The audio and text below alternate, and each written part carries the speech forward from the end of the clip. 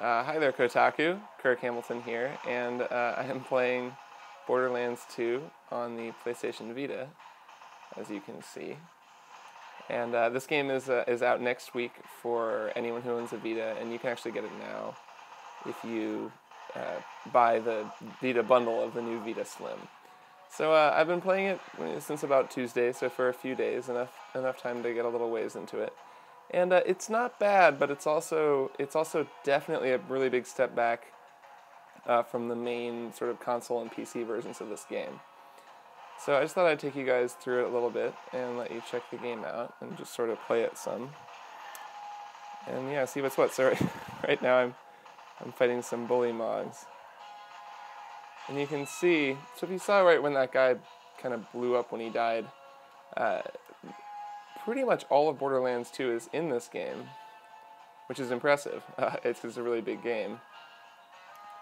But it's gotten a pretty significant downgrade in terms of graphics and playability that I don't love. It's kind of maybe just a symptom of the issue, which is that this game came out a couple of years ago, and we've probably all already played it, or at least a lot of people have. I'm imagining that the audience for Borderlands 2 on Vita who's never played Borderlands 2 is probably a pretty small percentage of people who own Vitas. So if you never have played Borderlands 2 and you only own a Vita, that's pretty cool. You get to play this giant game with a whole bunch of DLC, which is really nice. I don't think it's every single DLC package, but it's a lot of it, which is just a ton. I mean, there's a ton in this game. If that's your thing, you can just kill bandits and monsters for hours and hours and hours and hours and hours, especially if you have more than one character.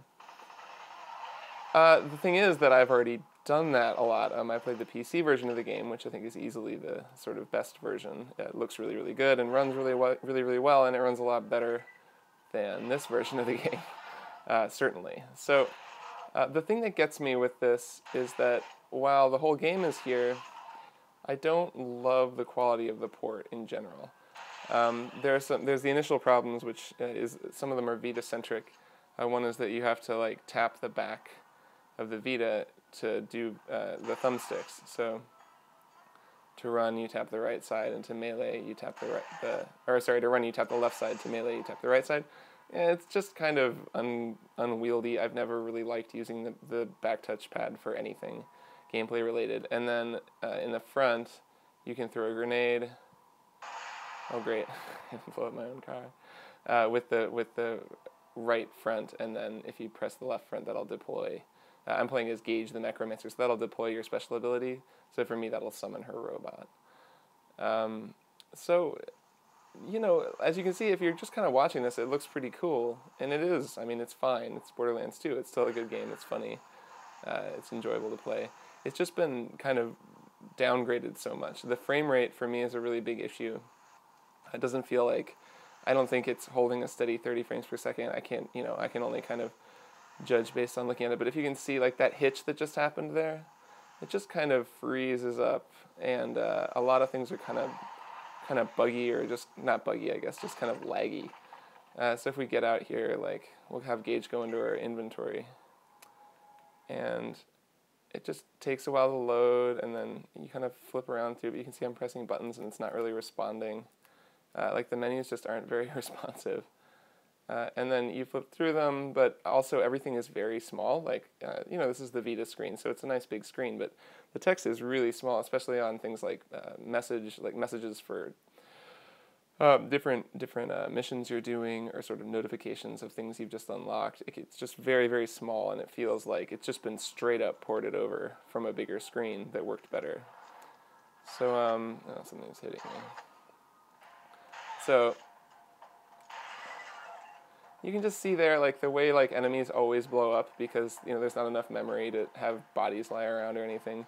It just leaves the game feeling kind of lackluster compared to its predecessors. Oh, there's a gun in there. I also I just would rather be playing with an actual controller rather than these thumbsticks and these triggers, which just don't feel that great. There's also the issue of online, which you can only play with one other person in this version of the game, compared to, proper Borderlands 2, which is 4 players, which is definitely a big part of the game. and a kind of a big part of the balancing in some of the late game stuff. So it's very different in that respect. You can only play with one other person, which, you know, I played a lot of two-player Borderlands 2 and is really fun, but it's not the full experience. So basically, you know, it's kind of laggy, it's kind of slow, the frame rate isn't great. It's still Borderlands 2, but it doesn't control amazingly, especially like when I compare it to, I just went back and played a bunch of Killzone Mercenary, which is a really good first-person shooter for the Vita. And just that game plays so much better across the board. It's tighter, it's more responsive, it's smoother frame rate. The touchscreen stuff is really just a lot easier to use and more effective. So playing a game like this just feels a lot more like a port. It's fine if you're buying a new Vita Slim and you get the game bundled in. That's totally cool. I mean, there's a ton of game here and you'll have fun with it. But if you're like me, especially, and you played it on either a PC or Xbox 360, it's not really it's not really that worth going back and playing, you know, putting another 50 hours into it unless you just really love Borderlands. If you're on PS3, there's also the fact that you can transfer your save between the two versions of the game, which is pretty cool. And if I had played on PS3, I would definitely do that, but I didn't. And I'm guessing a lot of other people didn't either. So anyway, that's the gist of Borderlands 2, which, you know, pretty fun, but just because it's a pretty fun base game, but it's definitely not the best version of the game by a long shot. So there you go. Poker is kind of like my attempt at making a minimalist sports game. I play a lot of sports, and I was playing a lot of FIFA when I started making it. How do I take everything that I really like about sports games and put it in a package that people who might not be in sports games are still going to like?